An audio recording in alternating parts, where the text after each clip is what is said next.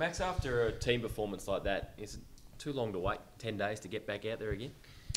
I probably would have rathered the 5-day break this week. We got that next week. But look, we had a chance to get some time off straight away, and yesterday we did the review, which is, I always think it's good to review those games. You always hear some people say, we're not going to review that game because it's a bit out of the blue, but it's definitely some key learnings coming from the game, so I'm glad we reviewed it and hopefully a better performance this week. What were some of those key learnings? We were really poor offensively. I know they still scored 100 points, so there's some defensive stuff as well, but we only managed to score that sort of 6-7 goal mark, which is probably not what we've shown over the first sort of 5 weeks. So we had some really poor offensive stuff that came up, and hopefully we can improve on that.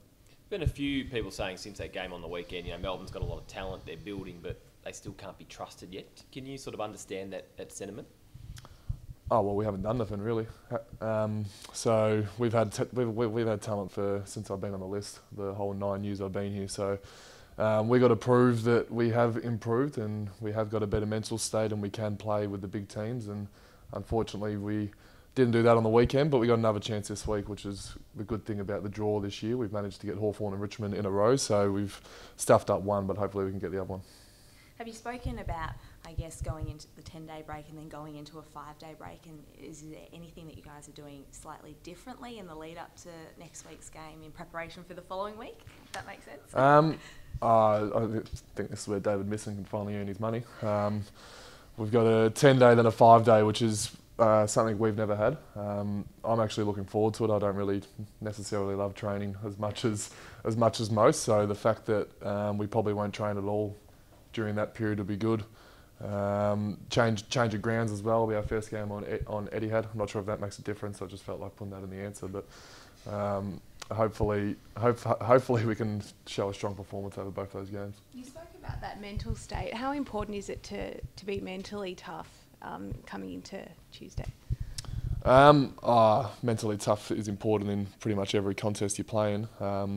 It's probably one of the key findings we found with Hawthorn. The conditions were bad, but they mentally got on top of us throughout the whole game. So to be able to show that against Richmond, it's probably not something we can show over 1 week. The mental resilience and toughness will probably be something that we have to prove over the next 5 or 6. You've been able to put a finger on why you're conceding these run of goals in every game you've played this year?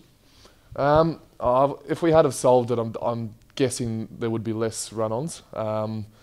Momentum's a funny thing in football. Momentum's probably the key thing in football at the moment. Teams that can dominate when they've got momentum seem to be scoring a lot of goals, and then teams that can stop the momentum quicker seem to be stopping a lot more goals. So we're struggling a little bit with stopping momentum. We're good when we've got it.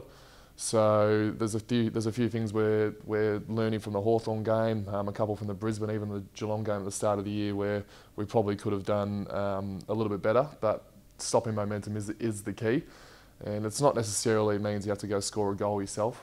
It's more just bringing the ball back to the basic football that we've learned over all pre-season and trying to bring it back to a contest. Is part of that the on-field leaders really standing up and trying to make a difference and talk to the younger guys about how they can stop the momentum? Yeah, definitely. Obviously, for a message from a coach to a runner can take upwards of 5 minutes sometimes to finally get it out there. So for myself, Nathan and Jordan, the 3 leaders that are out there at the moment, plus a couple of other young leaders, to recognise that as quickly as we can would be a lot better. We probably haven't done that early on this year, so hopefully Richmond don't get a bit of a run on, but if they do, there's a chance that we can act on it and show learnings from this week. So what do you need to do if you get a run on? I mean, is it more talk out there from you blokes, Nathan, these kind of guys? It's just not necessarily thinking, oh no, they've scored 5 in a row, we've got to go score 5 in a row now. That's not the thinking that you should be taking out to it. It's just stopping their momentum. So, for example, a centre bounce can be as simple as we'll man up on their mids, I'll hit it to a pretty soft zone and we'll just crack in and try and lock it in there for a little bit. So that message that's a pretty easy message from the leaders, so hopefully we can get it right this week. Been a bit of spite in these games the last couple of years. Is there no love lost between Richmond and Melbourne? I've got a couple of mellow fines actually in the Richmond games.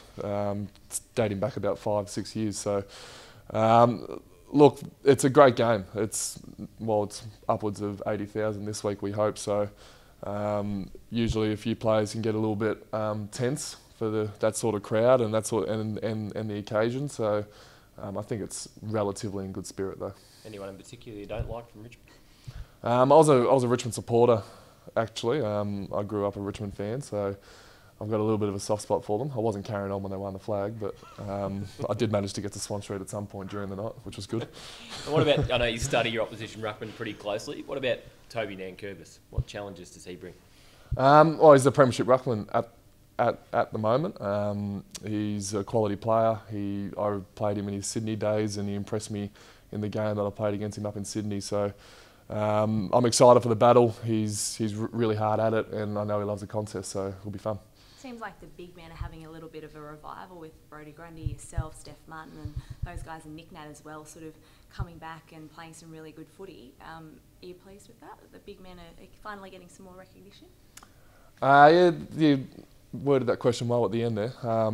I feel like the big men have been dominating for a couple of years, but they are getting some recognition now. So I think Steph and Brodie have been at the top of their game for 3-4 years now. So the fact they are getting that recognition is good, but I love all 18 rucks, to be honest. There's a different contest every week. The contest that McAvoy would give me compared to the week before with Goldstein is a completely different game. So now I get Nankervis, who's completely different to McAvoy again. So that's the exciting bit. And there's 18 probably quality first rucks going around in the AFL at the moment. Angus Brayshaw's brother Will is in the army. Does he talk about, I guess, Anzac and what it means to him and his family as well? Or do you hit him up during the week and talk about that a little bit? I will try and hear from him this week. Obviously, it's a pretty special occasion for us to play in, so to get any sort of insight on what the troops actually go through will be good. And I've heard a little bit from Angus, the sacrifice that he puts in. He actually, so that for his family, they necessarily don't really want him to go to war, but that's what he trains for, that's what he wants to do, that's the hard work he puts in. So he's back. I think he's back this week, so it'll be interesting. Hopefully we can get a chat with him later on in the week. You just failed against Geelong, lost to Hawthorn. Do you need a big scalp like Richmond, just to cement you're going in the right direction? Well, yes was probably the answer. You definitely need a scalp. You definitely need to beat every opposition team at least once in a 2-year period or so on. So we had a chance with Geelong. Some tall dork missed the kick, but and then we were able to beat Brizzy and North, and unfortunately we let ourselves down against the Hawks. But we got a chance with Richmond, and there's going to be chances throughout the year because it's a pretty even competition.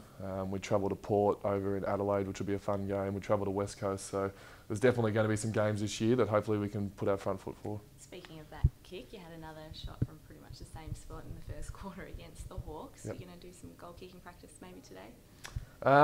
Yeah, I definitely went through everything that I should go through, especially this time around. I made sure that I went through my routine, and like any forwards coach tell you to do, you pick someone out in the goal square, in the back of the crowd, and there was someone on level 2 that looked quite familiar, so I picked him out, and then as I was coming in, he stood up and ran to the left. So I had to try and hit him, and I actually hit him on the tit still, which was good. But no, look, it's obviously something that's letting the team down. They've both been crucial goals. The Hawthorn one would have put us 4 up going into quarter time, I think. So it's probably a bit deflating as well as a teammate watching that. So I'll still keep putting myself in those positions and hopefully taking marks in the goal square, and hopefully I can kick one. Consider the Stevie J technique maybe next time?